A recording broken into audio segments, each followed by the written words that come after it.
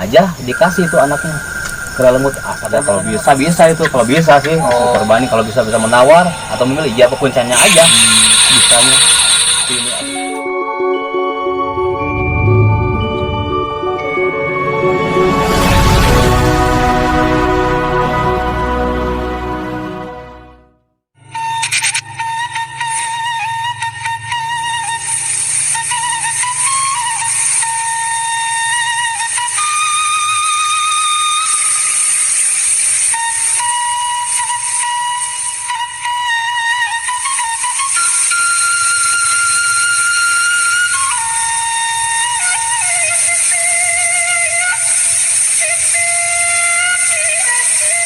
Assalamualaikum warahmatullahi wabarakatuh. Bertemu lagi bersama kita saung diskusi mengatasi masalah tambah masalah. Kali ini kita akan membahas tuntas tentang perkara pesugihan yang terjadi di masyarakat,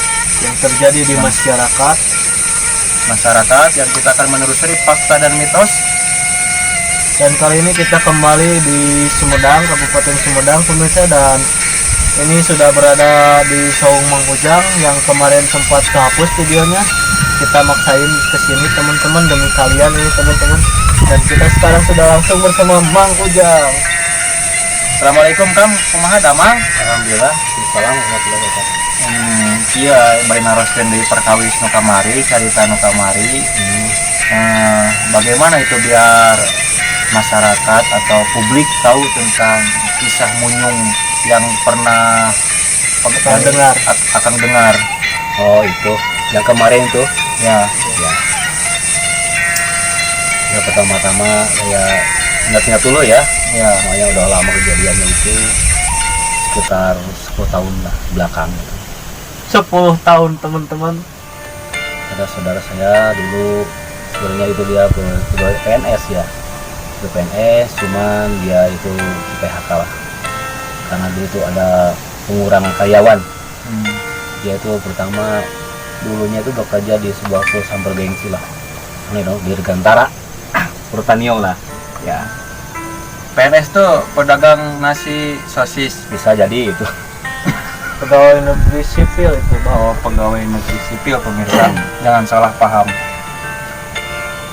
Dia itu bekerja juga bekerja sama di pabrik sama kerja dua-duanya kerja. Cuman nasib berkata lain dua-duanya itu PHK. Keadaan ekonomi marit kurang. Akhirnya si istri memutuskan untuk jadi TKW ke negeri seberang lah. Ke negeri seberang. Ya, dengan satu harapan yaitu bisa pulih kembali, perbaiki ekonominya. Ya. Tapi ternyata apa boleh kata kemungkinan itu salah lah. Dia melangkah pergi ke negeri seberang. Di sana itu bukan kebahagiaan yang dapat tapi penderitaan dan penyiksaan. Astagfirullahaladzim. Kemungkinan itu TKW-nya ilegal ya Bang? Iya ilegal. Yang mentasnya pakai rakit.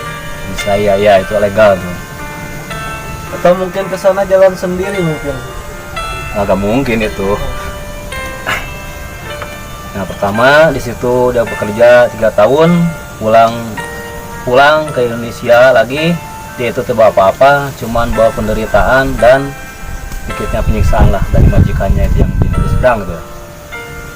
Singkatnya cerita, saudara saya itu merasa pusing dan merasa gimana ya, namanya juga ekonomi serba tertekan ekonomi, utang kesana kemari banyak atau bayar.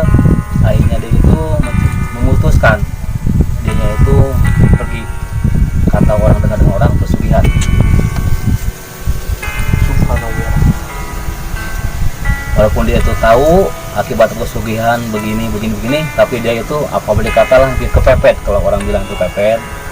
Pergi dia menyusuri lembah, gunung, sampai ketemu di suatu tempat, itu gua namanya, gua pesugihan. Di situ dia tirakat lah. Tirakat itu apa? Sholat tapa, bisa itu bersemedi lah. Selama 3 hari dia berpuasa itu. Kata kuncinya harus berpuasa 3 hari. Kalau kata Mas Paijo, tirakat itu kalau kita tahlil suka mendapat tirakat. Oh itu berkat lah. Oh berkat. Ya itu berkat. Meji. Jadi dia itu 3 hari puasa di sana. Sehari, 2 hari, kedua harinya itu ada mertuanya datang. Walaupun itu mertua itu bukan secara sakral begini, tapi datang Secara halus. halus ya mertuanya Apa datang. mertuanya sudah meninggal pemirsa? Udah. Udah meninggal. Udah meninggal mertuanya itu. Apakah dia melihatnya dalam bentuk fisik dengan nyata yang Ya nyata? fisik nyata itu. orang Bukan tua. dalam mimpi? Bukan itu. Semakin penasaran aja kita Nah. teman-teman. Dia itu menegur sama menantunya itu menegur. Kamu jangan teruskan ini, ketika ini berakibat fatal. Keluarga kamu akan jadi korban. Memperingatkan Ya. dia, memperingatkan. Dia itu cuma gubris. Tekadnya sudah bulat. Dia mendengar walaupun siapa yang ngomong tidak mendengar dia. Akhirnya mertuanya itu pulang. Itu benar-benar halus mertuanya itu pulang. Nah, ketiga harinya mau namatin, amat katanya kuncen. Nah, setelah tamat sama kuncen itu, ya jadi kunci ya. Dia kunci, Ya. jadi kunci kalau Dikasih uang buka lah kalau udah tamat buka itu. Hidangan. Kalau dikasih hidangan. Ya, hidangan. ada warteg ternyata di guha itu pemirsa. Apa nasi padang, makanan masakan padang atau Kita warteg selidiki terus. selidiki? Ya makanannya itu ya sepertilah kita layaknya kita seperti di alam biasa kita. Kayak parasmanan. Ya kayak padang begitu biasa saja. Apakah ada pelayan? Nggak ada, cuman itu katanya menyediakan itu sijil kunci katanya dari sananya, mungkin dari lah raja lembutnya mungkin. Kemungkinan yang masak biinah. Itu tukang warteg pengkolan. Nah di situ singkatnya cerita udah tamat sampai 3 hari itu dia mau makan, maka mau nyicipi nasinya yang udah biasa. Yang keduanya yang dia itu yang paling suka itu ikan mas. Ya di ikan mas itu dia mau dipotong ikan mas itu langsung mau dimakan. Tiba-tiba dia itu lihat terbayang seorang anaknya dia yang sayangi dia gitu. Kemungkinan itu ada ilham ya, ilham dari Allah Subhanahu wa taala, Ya mungkin itu peringatannya atau atau pertolongannya lah. pertolongan Ya. Allah Subhanahu wa taala. Dari situ dia itu nggak jadi. Kata Birkuci, kenapa kamu gak jadi makanya? Apa yang kamu lihat? Saya lihat yang dimakan itu bukan ikan mas tapi anak saya yang satu makan. Masya Allah. Bisa ragu gak mau. Malah dia adu tawar. Kalau seandainya misalnya saya belum ditukar dengan anak yang lain, saya mau. Asalkan jangan anak yang itu yang saya sayangi. Dia kan udah kalap kan namanya. Udah nekat. Ya nekat. Anaknya gitu yang satu laki-laki, yang 2 itu perempuan. Katanya mau yang mana aja dikasih itu anaknya. Kera lemut, asalkan jangan yang laki-laki ini. Tapi siluman itu mintanya yang paling dicinta ya. Ya yang cinta dia sayangnya itu ya akhirnya nggak jadi. Singkat cerita nggak jadi itu sampai dia pulang dengan kecewaan, sampai dia frustasi lah, katanya frustasi udah musik udah katanya udah frustasi. Kenapa gak di itu kuncinya aja biar gak ada Iya, korban benar. lagi?